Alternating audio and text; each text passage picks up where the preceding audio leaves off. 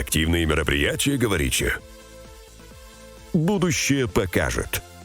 Добро пожаловать на виртуальный саммит UpCode. Thank you. Thank you so much, Matt. I'm so excited about this interview. Usually when I do these podcasts, I have like a rich history of someone's career to look at and get prepped. For this conversation, I don't have that. Bill is an 18-year-old freshman in college who has already spoken at DefCon, already spoken at Recon, and has a fascinating story about how he kind of nudged his way into security and nudged his way onto the stage. So I'm excited about this conversation. I hope you'll sit back and learn. And I hope Bill's story can help motivate some other kids, or if you're parents, help some parents guide their kids into security research, getting into hacking, and trying to figure their way through this. So Bill, thank you very much, very, very much for agreeing to do this. Welcome. Can you spend a minute just talking about yourself and pronouncing your last name for me? Yes, sure. So, as Ryan said, I'm a freshman in college. I'm currently studying computing security at the Rochester Institute of Technology. And I'm really into security, specifically Windows security. That's where a lot of my experience has been. And I'm really excited for a new talk I also have at Black Hat this summer, talking about demystifying Windows rootkits. So the pronunciation of my last name, it's okay if you get it wrong, but it is Demirkapi. It's a Turkish origin. I'll get it right one day. The whole last name thing I'm familiar with. No one can pronounce my last name, so it's all good. Bill, you kind of zipped over the lead there. You and I got introduced to each other. I put out a tweet recently saying, listen, I'm sitting around with a lot of time to do. There's no live sports. If there's some newcomers or some other folks who want to help with submitting abstracts to Black Hat or any of the other virtual conferences, and you were the first person to reach out. And it was exciting to watch you write the abstract in real time, and then you just got accepted to Black Hat. So that's pretty exciting, except that this is not your first foray there. But before we get into what you're up to now, I want to go all the way back because your story is fascinating. When did you start, like, quote unquote, hacking? And like your first foray into messing around on computers, not playing games, not just like, because everyone is doing that from the time they're a baby, but like actual messing around. Yeah, so I guess I would say, of course, the first laptop I got was in second grade. I was pretty young at the time, and since then I've been fascinated about the Hollywood hacker, just the stereotype. I watched The Matrix. It looked pretty cool, and I knew that's something I wanted to look into. But I really didn't start doing much until ninth grade, when I decided, I actually want to get into security. It looks really interesting. What age is ninth grade for a lot of the international folks listening and watching? Yeah, so I was probably around 14, Okay. and so yeah, it's still pretty young. But it was just when I wanted to say, okay, I actually want to get into this, not just think about doing security. And I really started with the web side of things, mostly cross-site scripting. That was the first thing I learned, and but it was pretty much web focused for quite a while, until 2 years after 11th grade. And 2 years after 11th grade, you and I talked before. You got your first like real research instincts from game cheating. Yeah, And I'm a exactly. That also 50-year-old started man in who ninth doesn't grade. play games, so I'm not a gaming guy. I understand the game. It's really interesting because a lot of the older folks coming out of the 80s and the 90s breaking into cybersecurity came out of your same story. So tell that story about becoming a gamer and trying to figure out, low-level security research. Yeah, absolutely. So I started with just in general gaming for a long time. I used to play RuneScape all up to until maybe seventh grade, and I was still into a lot of games before ninth grade as well. But in ninth grade is when I realized, hold up, I do not have money to keep paying for cheats. So I was like, guess I got to learn it myself. So the story behind that is, I started looking into some of the forums out there that where a lot of people came together and talked about cheating in video games. It was very difficult. I remember one summer, right after ninth grade, I spent the entire summer just trying to learn how to make these game cheats, and it was just a lot of asking. It was asking a lot of questions because at the time, my background, I knew I took a high school C++ course, but for example, I didn't know that adding two hexadecimal numbers backwards is the same thing as adding them forwards, because I didn't think of it as just a different base. It seemed to me like a whole another concept. So it was going from scratch, and I was trying to make a cheat for a game with a very competitive anti-cheat, and one of the state-of-the-art anti-cheats that was running in like kernel level. So it was really going from scratch to being able to make something that bypassed such a prevalent product in today's gaming market. But yeah, so the story there was, I had a friend who was already very experienced with game hacking, and I just asked him a lot of questions, and by a lot I mean quite a few. Just going back and forth, him trying to explain basic concepts to me, and at the time, honestly, the final product of that summer was just duct taped together, code from other places, but it worked. And when it worked for the first time, that was like, I guess you could say a thrill for me, because it really made me want to continue the journey there, as thinking that I could do it. Over the summer, I remember I gave up several times, and it was mostly because it was just so difficult. Dealing with low level memory is not an easy concept to understand, especially when the only experience I really had was from a C++ course, one C++. But I just kept working through that, and even after I gave up after a day, I'd go back to it. And so from 10th grade on, I really just started to develop more and more of these skills that into game hacking. And I started to actually, write my own code and start game hacking from scratch instead of just building off of what others were working on. But from this, I learned a lot of skills, because to make a game hack, first of all, it's a lot of reverse engineering the game, right? So you have to figure out where our stuff located inside the game's memory, because that's the stuff you use to make game hacks. And so that not only meant like opening up the game in IDA, but like that also meant actually, dynamic reverse engineering, trying to bypass the anti-cheat, which would protect, for example, you opening the memory of the game process. And so there was a lot of challenges involved in making my first game hack, that I ended up learning a lot of different topics at once. So it was honestly, it was one of the most valuable experiences I've had. Is just game hacking teaches you so much, and if you think about it, it's like a gamified way of teaching, because you're playing a game, it's fun. And you also, in addition to that, have a thrill of, you can have a thrill that your game hack works so well, you can just see everyone through walls. That it's a very fun feeling, and it really Except for the encourages moral you. part about cheating in the game and Yeah, of fake course. winning. Well, yeah, I'm kidding. of course. But what I mean there is, though, that it's really encouraging. So even after you want to give up at some point, the gamified fashion of the entire just topic in general, game hacking, it really pushes you forward.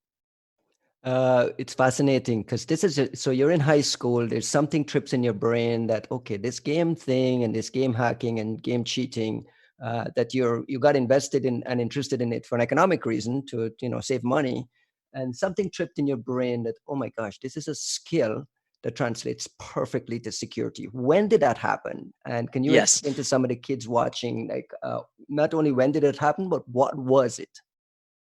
What Yeah, was that absolutely. tripping So moment?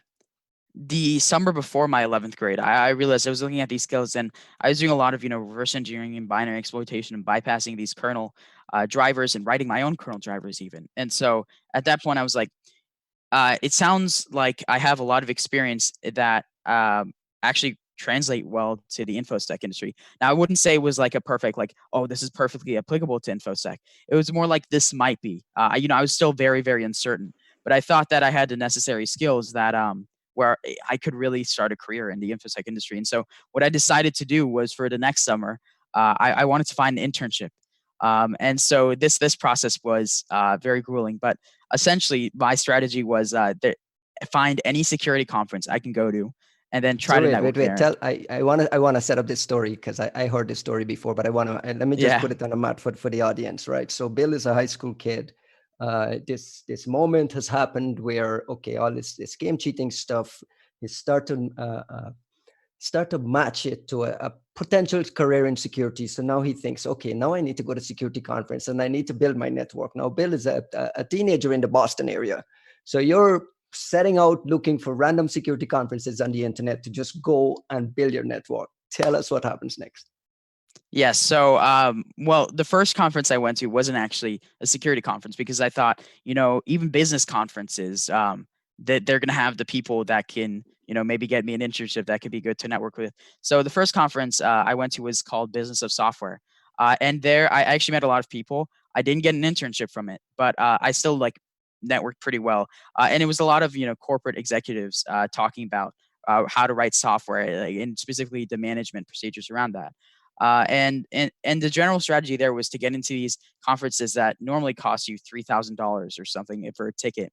Was I'd simply email the organizer, say, I'm a passionate high school student that's looking for, like, I guess, to network and to learn more. And the organizers were very well received it pretty well, and they said, of course, we'll let you in for free. So it was pretty awesome. And so the second conference I went to was called the Cambridge Cybersecurity Summit, and this was about more cybersecurity policy, especially with the public sector and how the private sector can work with the public sector. But so I again emailed the conference organizers there, and they were they received it pretty well. They said, absolutely, please come. And I remember the day I went there, it was I was wearing just like a winter jacket and some jeans, and I got in there and I noticed, wait a minute, literally everyone else was wearing like a full formal suit. And then you saw me. I even remember when I walked in, the security there actually asked me, "Are you in the right place?" And I said, "Yeah, yes, I'm a participant here." Uh, so I got into the conference and I was already networking. But then one of the speakers was the general manager at IBM. And right after he was giving a talk there, and during an intermission, right before we went back into the room, I saw that there was this like split second where he was actually free to talk because I didn't want to interrupt his conversations with everyone else. And I just like basically ran up to him and I gave him an elevator pitch about, hey, I'm a high school student and I'm really passionate for security, and I'm looking for an internship this summer. Can you help me out? And at first he was very reluctant. He didn't he was unsure about what to do next. And I kind of said, is there a business card you can give me? And he wasn't the happiest about that. But he was like, you cannot share this with anyone else. And I was like, of course, of course. And he gave me his business card. And so after the conference, I sent him my resume, which didn't have much on it. But when I sent him the resume, he put me in contact with IBM Resilient, which is a IR platform for IBM. He put me in contact with them, and then I had an interview, and things went from there. And you got an internship at IBM from Yes, just yes, the next summer. forcing your way into a $1,000 security conference for free, hanging out at the side of the stage and badgering the speaker, not necessarily badgering, but making sure that you were seen and heard and getting that business card. And the lesson here for the parents here and for the kids watching is a lot of this stuff for you does not happen until you go get it. Like Bill's got to go get it, right? I mean, that's the mentality you had at that point. Yeah, exactly. I mean, it's not something that, I was really reluctant to even go to the conference, but I thought that the best way to get an internship like that, especially when I didn't have the formal backing, was through networking, because then they would be able to tell that I actually knew what I was doing, and then without that formal like degree, for example. Tell the people what you're up to now and how you got this one. Yeah. So right now I'm interning for Zoom, and it's a really interesting story how I got that. It was pretty much just one night. It was like 12 a.m. and I saw an article from Bleeping Computer about how Zoom was parsing UNC paths as a URL in chat. I was really confused. Why would any sane person in Zoom want that to happen? And so what I did was I popped open my Zoom. Instead of playing a game, I could have. And I just was curious. So I reverse engineered Zoom's chat functionality, and I found out that they were using Microsoft's Rich Edit platform to render these messages, and that's how their messaging system worked. And so then in that DLL, the MSTFT edit DLL, I popped it open in IDA, and I saw that there was a function that actually checked if it was a hyperlink, if a string was a hyperlink. And when I just decompiled that function, I saw it immediately. There was a hard coded check by Microsoft to that if a string starts with a backslash and then any character but a backslash, it was a UNC path. And so this was really interesting to me because it wasn't something that like Zoom enabled. it was straight up just Microsoft's hard coded stuff in that function. So I just tweeted out about it just because it was something interesting I found. And then a few days later, the CEO of Zoom, Eric Yuan, he reached out to me and he said he was really impressed with the work I did there because he has a computer science background, and so to him he understood the difficulty of reversing that and actually finding the root cause of that bug. And so when he saw that, he set up a call for me, and then I asked him, are you interested in having a security intern for the summer? And he said absolutely. And so from there, think that now I'm working for Zoom. That's awesome. So everyone start tweeting to Eric Yuan. There's like amazing jobs. I'm just kidding, but shout out to Zoom, shout out to Eric and Katie Masuris and Alex Stamos and my homies at Bishop Fox and all the folks working on getting things right at Zoom. Again, another example of Bill, showing the initiative and making the effort to push his foot forward and use his research as his calling card and use his research as the resume. So again, for the students listening, wherever in the world you are, you got to go get it. And a lot of it is just showcasing your work and then finding places and stuff to do it. Behind you, there's a flag. What's the story with that flag? And tell me the story about your first DefCon appearance last year. You spoke at DefCon. How did you get in there? What was that like? Yeah. So for it, actually, the research, for example, it was my first, you could say, subject of, I guess, penetration testing was really was my school's grading system. And I started there. I was like, okay, I know perfect target, something fun, because again, I wanted to gamify the experience for myself. So I was like, who wouldn't want to hack their own grading system? And so I started there. I just looked for basic web vulnerabilities. I remember my first cross-site scripting. But as I grew those skills, those web penetration testing skills, I found a lot more vulnerabilities, like uh, external XML entity inclusion or SQL injection. And being able to see, the plain text password of my peers, those sorts of things. As my skills grew, I kept improving by testing against my grading system and actually, learning more and more by actually using a real target there.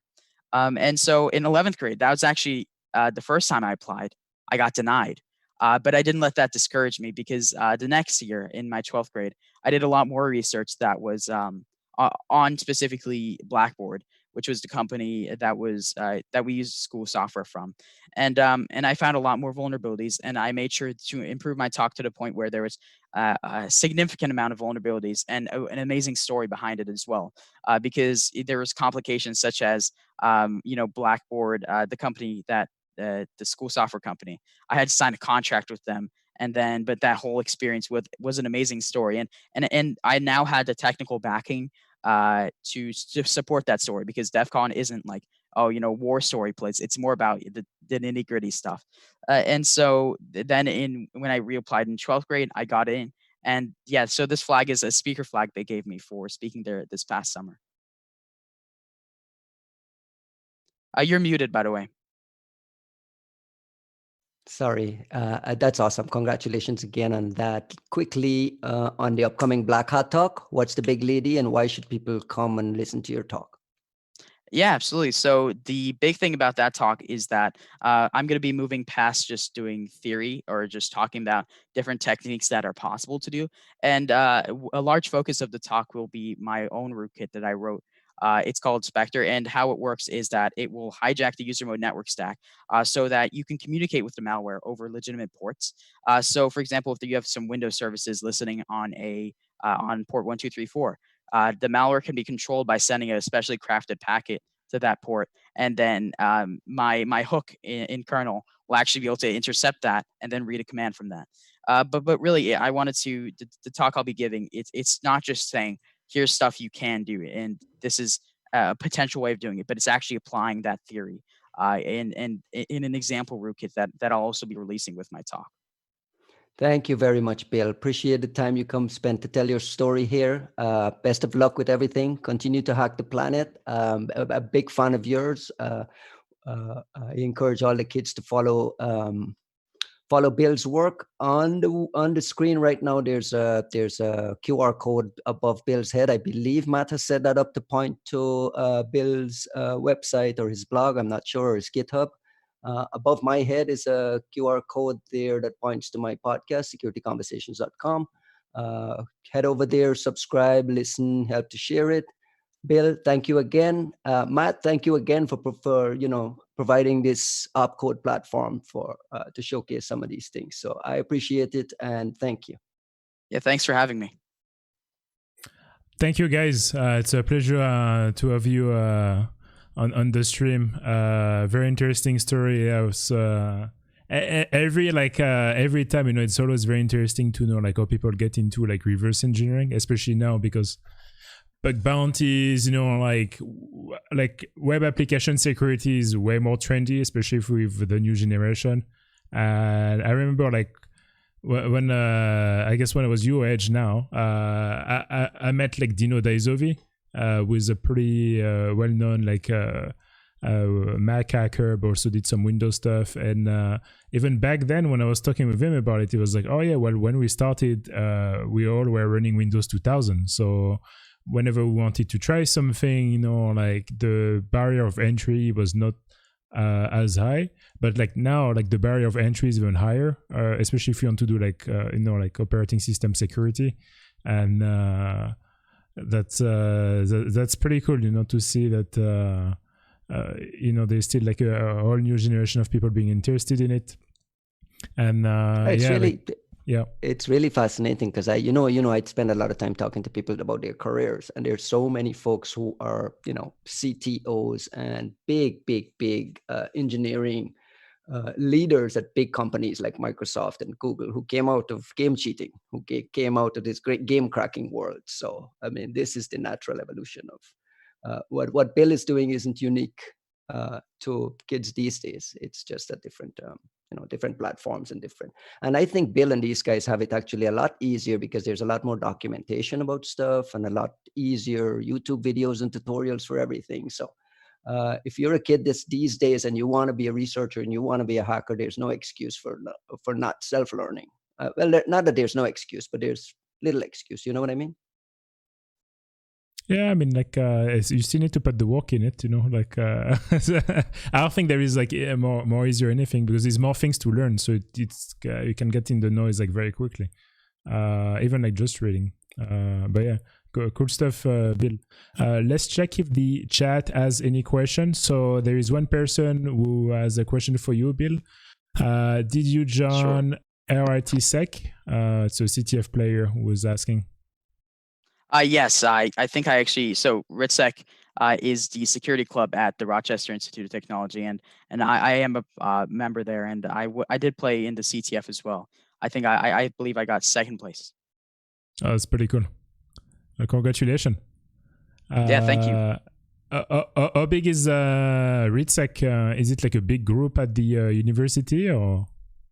Yeah, I mean, it's pretty big. I wouldn't say that all security students at the university are part of it, but there's a significant amount of people there. I'd say probably, I'd be speculating, but I'd say that there's 50 or more active members. If I had to estimate, I'm not sure personally. That's pretty cool. That I mean, I always find it fascinating now when I hear like there's like security groups in universities. It's pretty cool because I remember when like all the New York people like started the security group at NYU. So I think it was like Stephen Ridley, like Dino Daizovi, Dr. Red. I think all those guys, they start. I think that I forgot who initially started it, but I was like, oh wow, that's really cool.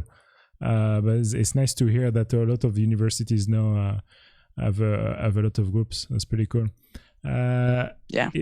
Does anyone have any question for Bill or even Ryan? Actually, I'm surprised that Costin and Juan don't have any questions for you.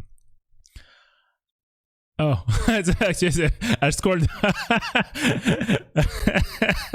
I scrolled down. I see a message from Juan. It's like, where can I buy those cheats? I need to beat the Vettel at Fortnite.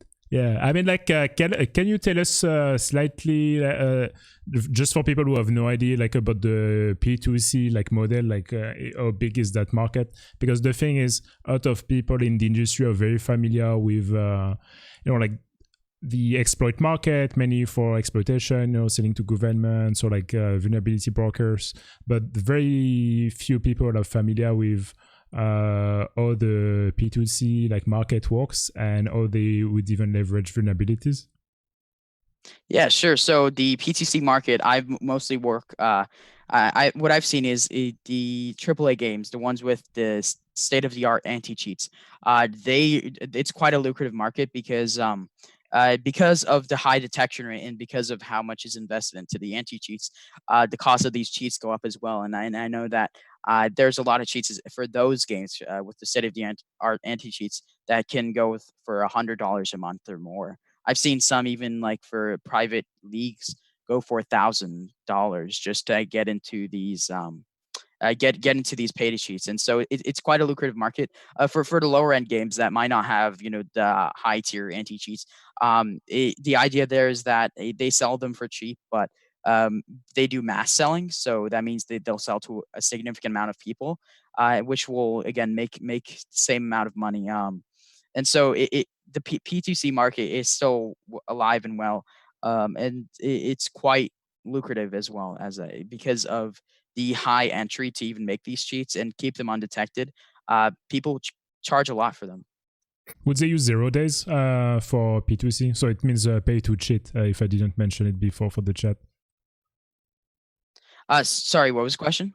Have you ever seen like some private or pay to cheat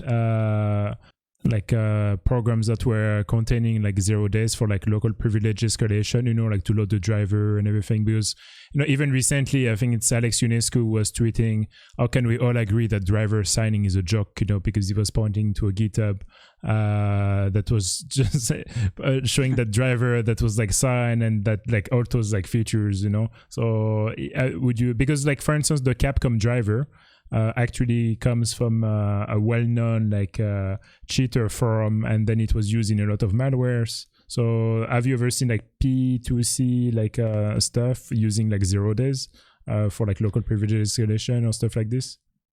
Yeah, so I wouldn't say for local privilege escalation. The general idea is that customers that buy these pay to cheats, they can run as admin. I mean, it's an assumption. But for example, 0 days that I have seen a lot is in vulnerable drivers such as Capcom. For example, being able to read the memory of another process. There's a lot of drivers out there that require administrator, but that allow you to tamper with other processes. And I know that there's that cheaters do a lot of research into that, specifically, how can we abuse these drivers that may require admin, but that allow us to interfere with another process and bypass the kernel driver of the anti-cheat. And so the most 0 days I've seen is around that, not local privilege escalation.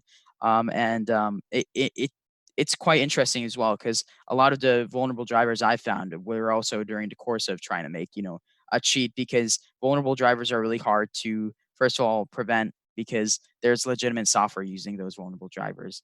And it's difficult to detect because a lot of the times it can be a 0 day. It's not public known. And a lot of these vendors won't even consider it a vulnerability, because if you can read the memory of another process, but it requires admin for you to even talk to it, then it is not necessarily, because Microsoft wouldn't consider that a vulnerability, because they don't consider ring 3 to ring 0, administrator to ring 0 a security boundary, because once you have admin, theoretically you can do pretty much anything. So it's not even technically a vulnerability in the first place, but there are still a significant amount of drivers that are not known to be abused by game hackers, because that allow them to interface with games memory. Yeah, that makes sense. And I think some even, because there's like multiple types of anti-cheats, right? Like you said, there is like the grade ones that would be using a driver and kind of like protect like the process of the game. And funny enough, I don't think I've seen any game using like protected process, like the feature of Windows. And then I think there's like some games that recently like are just using purely like userland like anti-cheats. Yeah. So with that, the reason they don't use like PPL or anything like that is because Microsoft has stringent requirements to even enable that. If you can get PPL for anti-malware, if you're an antivirus or something, you can get your process actually protected by PPL. But for games, the only way to do that would really be to direct kernel object manipulation. Go into the e-process structure of that process and then flip the PPL flag is to enable a protection. And a lot of anti-cheats won't do that. I haven't seen any anti-cheat do that, just because there's a lot of stability issues there. Now it's not documented, and it could cause issues later down the line when when there's a process that shouldn't be protected by PPL actually protected. I see. And I think like recently in the news, we have seen Riot Games doing like a bug bounty for like the anti-cheat driver. Is this like the actual first vendor to do that, or is there more vendors to do that? And the bug bounty program is only for like vulnerabilities, so it's not even for techniques for bypass or anything, right? Is there like any other vendors like approaching like researchers, or not at all? Usually they're more paranoid. So I have heard of some vendors doing private bug bounty programs before Riot Games, but Riot Games has been pretty much the only one I've seen actually like go through with it. And actually for bypasses like if you can get a DLL into the game, I believe they do actually consider that a vulnerability in D&D anti-cheat, because theoretically, a kernel anti-cheat should be able to prevent user mode attacks. So if you have like a user mode way of getting into the game process, that is they would consider that a vulnerability, as far in my experience. Yeah, that would make sense. Okay, cool. Another question from the chat, just to move on the anti-cheat topic, from Costin Rio. Did you ask the school for permission before poking at the grading system? Is asking for permission important? I think that asking for permission is important, but ninth grader me didn't really ask for permission. No. And that was primarily because I didn't know about some laws like the CFAA, and so I definitely think that now I definitely ask for permission for pen testing a target that isn't on like a local hosted thing. But at the time I did not ask for permission. Cool. Well, I don't think we have more question. Well, thanks again for your time, Ryan and Bill. It was very interesting, and thanks again for sharing your story. And Ryan, thanks again for interviewing Bill.